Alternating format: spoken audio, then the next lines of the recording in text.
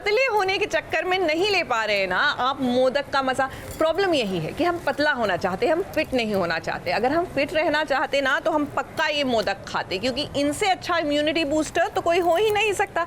जी हाँ, घी जो है वो आपकी जोड़ों के लिए अच्छा होता है, मावा आपकी इम्यूनिटी बूस्ट करता है, और ऑफ कोर्स देयर इज गुड़, कोकोनट, ये सब बहुत ही इम्यूनिटी बूस्टिंग इंग्रेडिएंट्स है। और आज के ज़माने में और कोरोना काल में भैया अपने आप को स्वस्थ रखना है ना तो करना पड़ेगा ये सब। अब हमारी मीरा कपूर को ही ले लीजिए, शाहिद कपूर की पत्नी मीरा कपूर, वो भी इम्यूनिटी बूस्टिंग मसालों की ब्रांड एम्बेसडर बन गई हैं।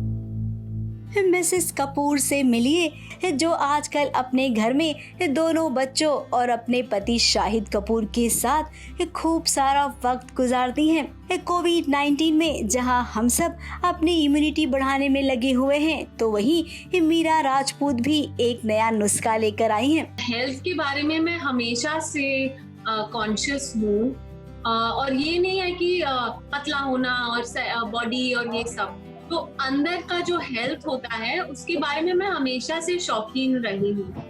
और आजकल सब लोग इम्यूनिटी के बारे में बात कर रहे हैं, और जब इम्यूनिटी सोचते हैं तो माइंड में पहली चीज जो आती है वो हल्दी रहती है, because anti viral, anti bacterial, anti inflammatory सारी चीजें इस एक मसाले में है।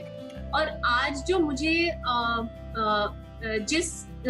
जो टाटा संपन्न मसाला है उनके साथ ये जो करने का मौका मिला है, मुझे इतना कुछ सीखने को मिला है। अब मीरा भी जानती हैं कि उनका ये नुस्खा नया नहीं है। घर में दादी नानी जो नुस्खे बताया करती थी, ये नुस्खा वही है, बस मीरा ने उसका अंदाज बदल दिया है। मैंने ट्राई खुद नहीं किया है, ये तो हमारी काफी सालों से दादी नानी सब लोग हमें बताया करती हैं कि जुकाम हो तो काढ़ा पी लो, अगर पैर में मोच आ जाए या फ्रैक्चर हो जाए तो हल्दी का दूध पी लो, आसपास में फीवर है, खांसी जुकाम का है तो चाय में डाल के थोड़ा हल्दी पी लो, थोड़ा अदरक पी लो। तो एक्चुअली मेरा आइडिया नहीं है, मैं उसके लिए क्रेडिट बिल्कुल भी नहीं ले सकती। ये जो हमारी दादी और नानी के जो नुस्खे हैं, जो एक्चुअली रेमेडीज हैं, इसी से प्रभावित होके I have started incorporating it अपने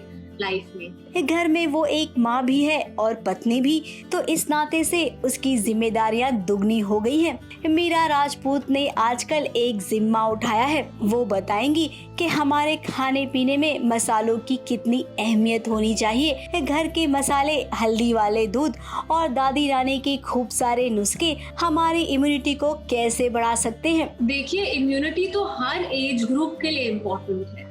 ऐसे नहीं है कि सिर्फ बच्चे या बूढ़े के लिए, हम जैसे लोगों के लिए भी, middle age adults, teenagers, young adults, सबके लिए इक्वली इम्पोर्टेंट है इम्यूनिटी। सबसे आसान तरीका, अपने जो मसाले हैं उनको खाने में ही डालिए, और अगर हम घी में खाना बनाएंगे तो जो मसाले हैं उनके जो नेचुरल ऑयल्स है वो और भी अच्छी तरह भून के बाहर निकलते हैं। तो इजीएस्ट तरीका तो वही है, खाने में ही डालिए, क्योंकि बच्चे को 1 चम्मच हल्दी देंगे तो वो नहीं खाने वाले हैं। बट मेरे जो बच्चे हैं उनको हम दूध में डाल के देते हैं, उसको येलो दूध बुलाया जाता है हमारे घर में, क्योंकि हम बोलेंगे हल्दी दूध तो उनको लगेगा पता नहीं क्या है ये।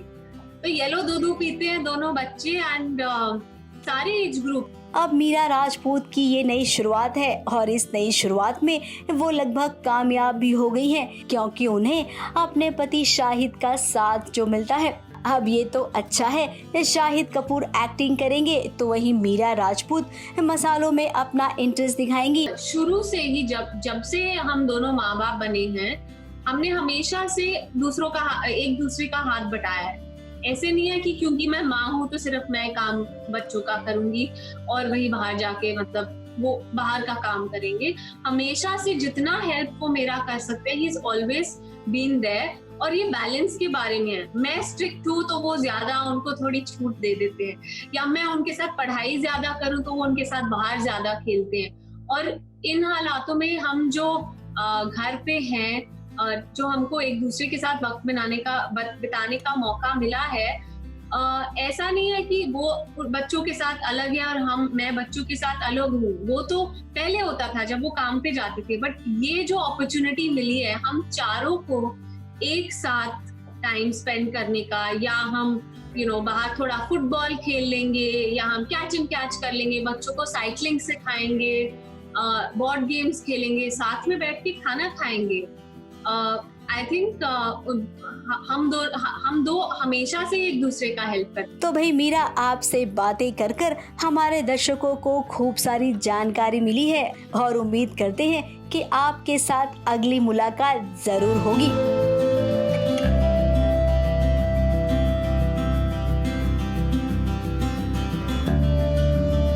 मुंबई से स्नेहा शर्मा के साथ एबीपी न्यूज रिपोर्ट।